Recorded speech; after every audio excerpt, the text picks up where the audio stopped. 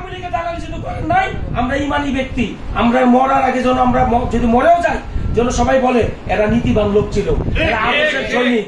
তাহলে আমরা সেই নীতির সাথে সাজু ভাইয়ের সাথে সারা জীবন মরার এক পর্যন্ত থাকবো ইনশাল্লাহ। থাকবেন তো? দিলেন তো? কালকে ইনশাল্লাহ রাজপথে আমরা সবাই মিলে কাঁপিয়ে দিব। এই বলে আমার বক্তব্য শেষ করছি।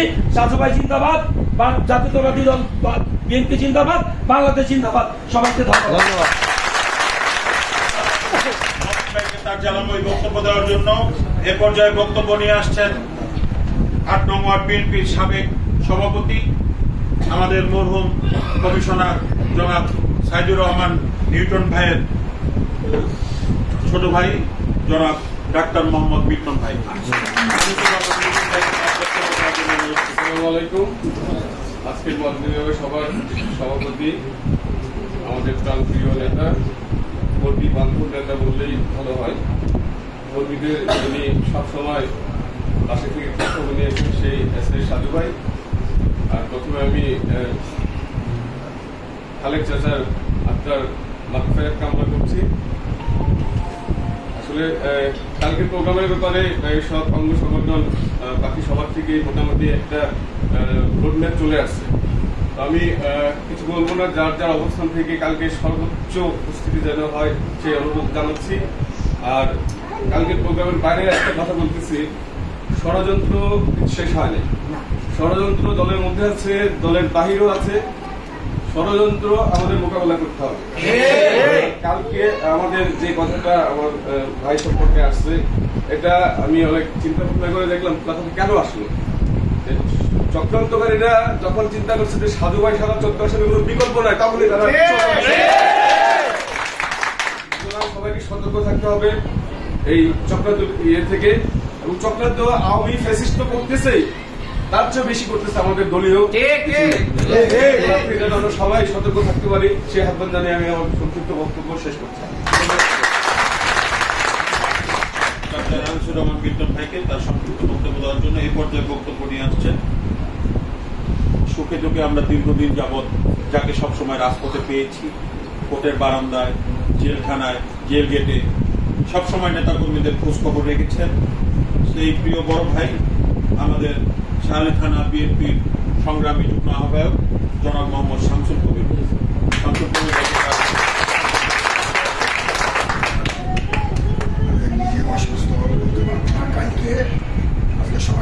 কালকে আমি যত ইনশাল্লাহ বিগত 1993 সাল থেকে এসে খালেক চাচার সাথে ছিলাম, আগামীতেও থাকবো এবং আগামীকালে যে র্যালি আছে র্যালিতে সর্বাত্মক সহযোগিতা করার জন্য যতটুকু প্রয়োজন আমার সাধ্যমতো থাকবো এবং নিজেও থাকবো। কারণ যেহেতু আমি অসুস্থ, কথা বলতে পারতেছি না, এই জন্য আমি সবাইকে কালকে 4:30টার ভিতরে হানি বালুর মাঠে, যেটা ওই যে টার্মিনাল অনেকে চিনে না, হানি বালুর মাঠ কোনটা, হানি টার্মিনাল পর্বতের এই পাশে একটা দিয়ে বাগবাড়ির পাশে যে রাস্তা আছে এটার পাশে যে খালি জায়গাটা আছে ওইটার ভিতরে মেন রোডের সামনে, ওইখানে আমাদের অবস্থান ঠিক 4:30টার সময়। সবাই উপস্থিত থাকবেন, অন্য দেখে আমি শেষ করছি। অসুস্থ অবস্থায় তারপরেও আমাদের মাঝে এসে উপস্থিত হয়েছেন, বক্তব্য দিয়েছেন। আবারও স্পষ্ট করে বলি, ঠিক 4:30টার মধ্যে এখানে উপস্থিত থাকতে হবে, এরপর পরে মিছিল শুরু হয়ে যাবে ইনশাআল্লাহ। আমাদের মাঝে পর্যায়ে বক্তব্য নিয়ে আসছেন আমাদের ঢাকা মহানগর উত্তর স্বেচ্ছাসেবক দলের সভাপতি, সহসভাপতি, আমাদের বীরপুর বিশ্ববিদ্যালয় কলেজের সাবেক সভাপতি, শ্রদ্ধাভাজন বড় ভাই জনাব মোহাম্মদ রাজীব আহমেদ। রাজীব আহমেদ ভাইকে তার সংক্ষিপ্ত বক্তব্য দেওয়ার জন্য।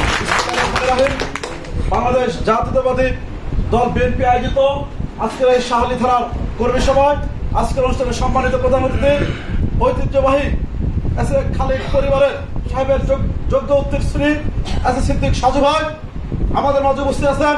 আজকের অনুষ্ঠানের সম্মানিত সভাপতি, উপস্থিত ছাত্রদল, যুবদল, স্বেচ্ছাসেবক দল, মহিলা দল, শ্রমিক দল সকল অঙ্গ জানাচ্ছি আমি আমার পক্ষ থেকে, স্বেচ্ছাসেবক দল ঢাকা মহানগর উত্তরের পক্ষ থেকে বিপ্লবী অভিনন্দন, রক্তিম শুভেচ্ছা। সংগ্রামী নেতৃবৃন্দ, আজকে শাহালি থানার উপস্থিতি জানানো যায়, আগামীকালকে শাহালি থানা কমপক্ষে 1000 উপরে লোক হবে।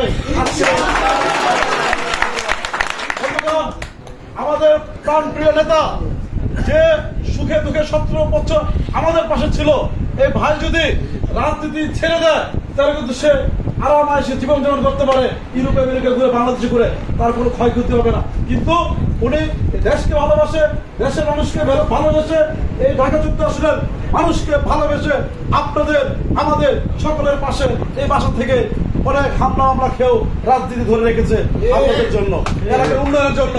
কিন্তু মাঝখানে উনি শারীরিক অসুস্থ ছিল, যে কেউ শারীরিক অসুস্থ হতে পারে, যে কেউ অপমৃত্যু হতে পারে, ছোট বড় সবাই। কিন্তু কিছু দুষ্কৃতিকারী চাঁদাবাজ, যাদের কোনো ব্যবসা বাণিজ্য নাই, যাদের ব্যবসা বাণিজ্য চাঁদাবাজি করা, যাদের ব্যবসা বাণিজ্য দখলবাজি করা, সেই কুচক্রী বাহিনীরা মনে করছে সাজু ভাই শেষ, তারা এমপি হয়ে যাবে। আরে এত সোজা না রে ভাই, লাগে পরিবার লাগে। ঢাকা শহরে কিছু পরিবার আছে, 2-3টা পরিবারের ভিতরে একটা আছে খালেক সাহেবের পরিবার। আগামী দিনে ঢাকা 14 আসনের নেতৃত্ব দিবেন এস সিদ্দিক সাজু ভাই, এর বিকল্প কেউ নেই। উড়ে এসে দূরে বসে আলাদা করে দুলাল এসে নেতৃত্ব দিবে, সেটা মিরপুরবাসী মানবে না বন্ধুগণ।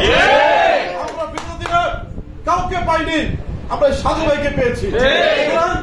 আমাদের নেতা সাজু ভাই, সাজু ভাইয়ের বিকল্প কেউ হতে পারে না বন্ধুগণ।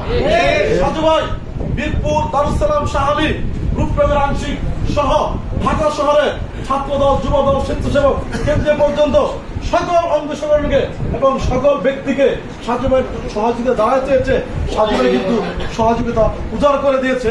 সাজু ভাইয়ের অনেক ক্ষয়ক্ষতি হয়েছে এই 17 বছর, তারপরও সাজু ভাইয়ের মুখ দিয়ে কখনো না শব্দ উচ্চারিত হয় না।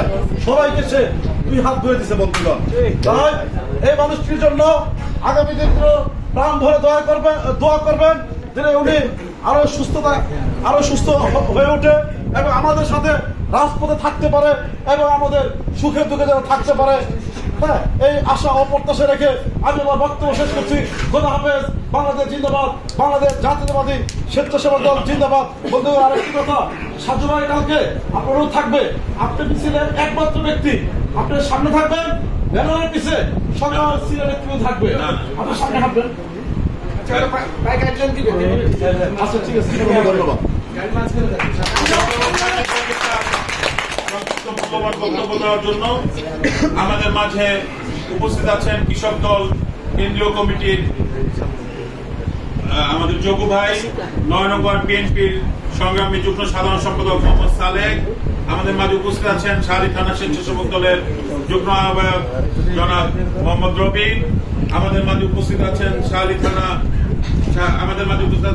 ছাত্র নেতা ইঞ্জিনিয়ার জাহিদ হাসান রেজা সহ নেতৃবৃন্দ। বন্ধুগণ, অনেকে অনেক কথা বলেছেন, আরো বলবেন। আমাদের প্রত্যেকটা কর্মসূচি, আমাদের কাজের মাধ্যমে আমরা প্রমাণ করে দিব এস সিদ্দিক সাজু ভাই কি জিনিস,